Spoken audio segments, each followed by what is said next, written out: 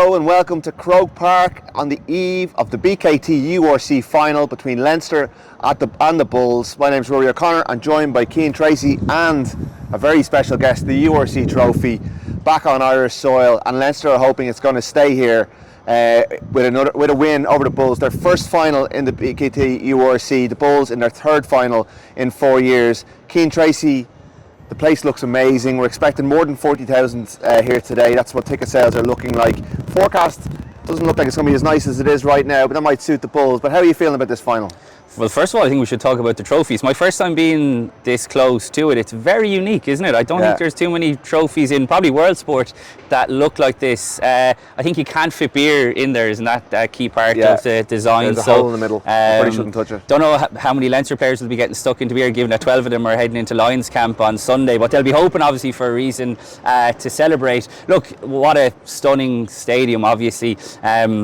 It sounds like it's going to be half full, half empty, whatever way you want to do it, but I think it's still a great effort to have sold that many tickets within a week. I know there's been talks about, should the URC have a destination final, but I think that carries so many risks for obvious reasons, crossing hemispheres and things like that. So the reason we are here is that when Leinster were mapping out their start of their season last year, there was a chance that the Aviva wouldn't have been available. So it's not like Leinster had picked Croke Park on a whim, but like I said, 40,000 people, whatever it is, if it's more than that will be great. And I'm sure the Leinster supporters will make themselves heard, because this is a huge game for them, isn't it? It is, absolutely. It's everything. After that Northampton defeat, the fact they've never won this tournament since the Big Four South Africans came into it. They were the most successful team in the old Pro 12, Pro 14, Magners League era.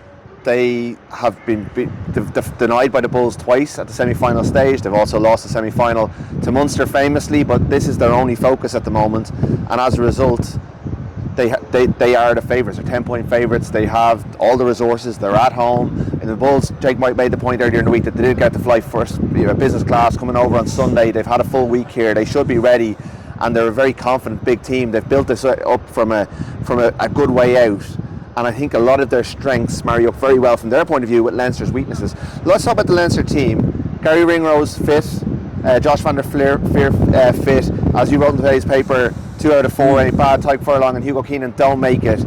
Kind of what we expected, but it's a strong 23. Yeah, I think those two guys in particular, like you mentioned, Josh van der Fleer and Gary Ringrose, look, it's stating the obvious, but they make such a big difference to this Leinster team, particularly defensively. Gary Ringrose as the shooter within Jack Nienarber's the defensive system. I think Jamie Osborne has played really well in recent weeks. He's unlucky to find himself on the bench, but he's not used to playing in that position. Obviously he's played more at 12, at 15 and on the wing, so I think Ringrose brings obvious class there. Josh van der Fleer, I thought Scott Penny actually did really well. He's another guy very unlucky to miss out, but when a guy like Josh van der Fleer is fit and available, he's an automatic selection. I think it's timely for them as well to get a bit of game time, like I mentioned, before they get into Lions camp. I've been in Portugal for the last few days with them, and it's such a strange scenario watching the Lions prepare without 12 of the Leinster players who are going to be involved here tomorrow. So so I think they're going to be buzzing to get back. It's unfortunate obviously that Hugo Keenan and Tyke Furlong missing out, but what a huge call it is by Leo Cullen to stick with Tom Clarkson, who, by the way, I think fully deserves his opportunity. The Leinster pack did a number on Glasgow last week. I don't see them doing the same time at the scrum, but I think it would have been easy for Leo Cullen to pick Rabah Slimani to start. But I think it's a great vote of confidence in Tom Clarkson. I think it bodes well for Ireland in the bigger picture stuff as well.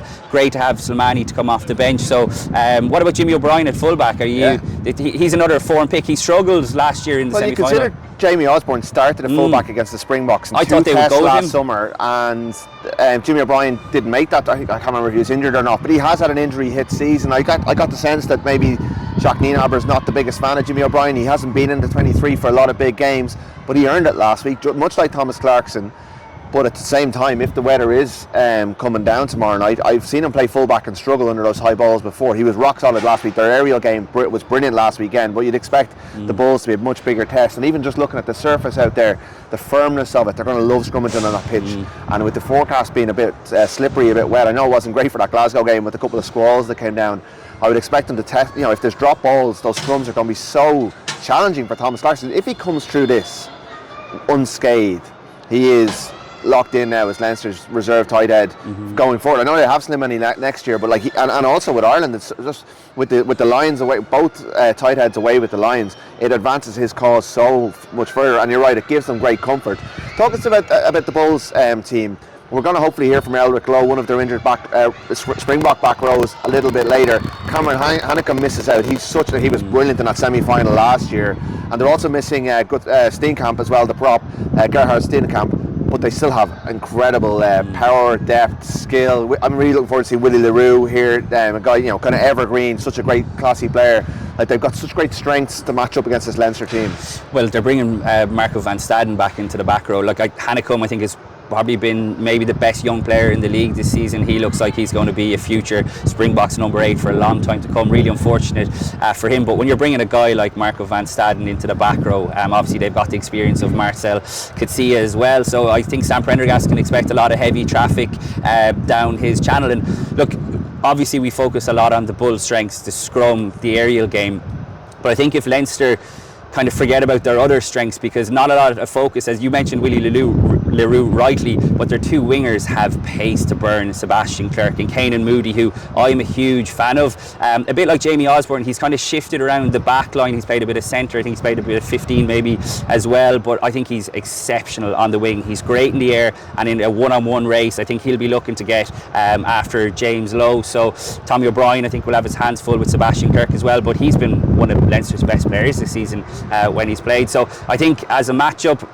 it's the two best teams in the league statistically. I don't think anyone would argue against that even so, and it's like a perfect occasion, like we mentioned, for what I think will be a brilliant final. Yeah, the lawnmowers are back out, which is not great for the audio. There's lots of people in, the school tours coming in as well.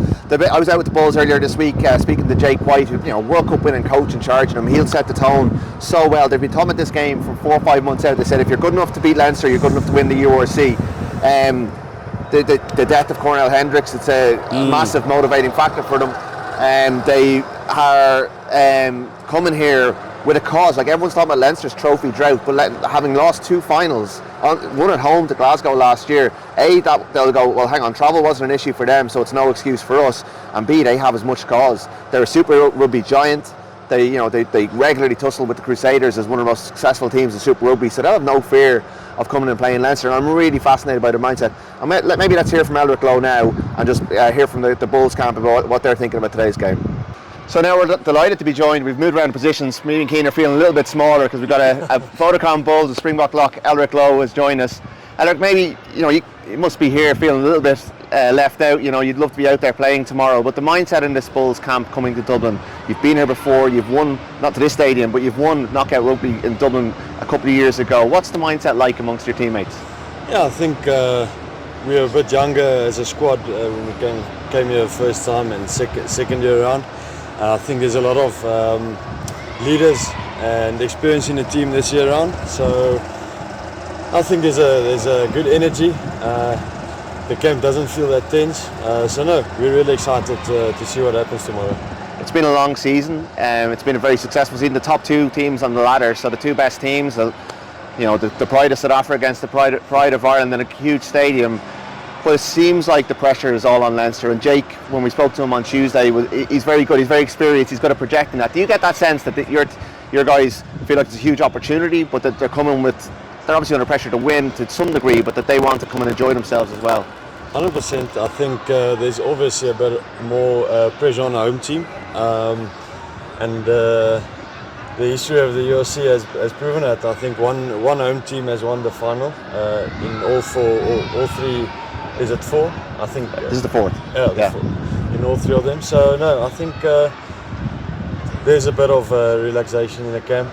I don't think Jake and the coaching staff has put too much pressure on the guys, but obviously we want to win, and with winning comes pressure, so no, I think we're ready. Give us a sense of the excitement in Pretoria. I mean, there was a huge crowd in Loftus last week, a big derby win over the Sharks, a great performance, and it looked like the place is really buzzing for this tournament. Yeah, 100%. I think most of Pretoria was holding firm for Glasgow to put it through, so that there be another final in Pretoria, but yeah, the amount of videos and support we've gotten from the fans at home is immense. So no, I think there's a lot of energy that's bringing Pretoria, and if I wasn't here, I'll surely be out and celebrating or watching the game outside in Pretoria.